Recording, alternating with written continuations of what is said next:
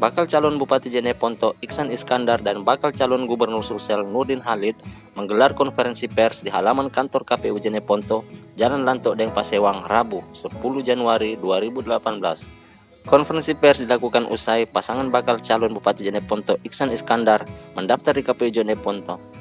Pada kesempatan itu, Nurdin Halid mengatakan gong pilkada sudah dipukul, tanda pertarungan dimulai.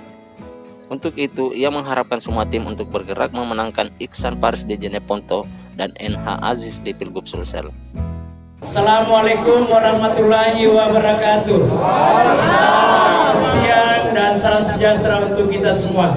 Alhamdulillah, pada siang hari ini kita semua di Jeneponto tadi kita sama-sama menyaksikan saya dengan Haji Paris diantar langsung oleh Haji Muhammad Nurdin untuk melakukan pendaftaran di KPU dan semua berjalan lancar, aman dan sukses.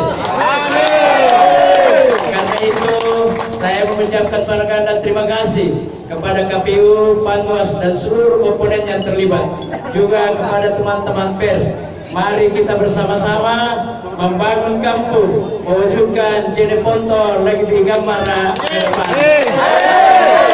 Terima kasih. Assalamualaikum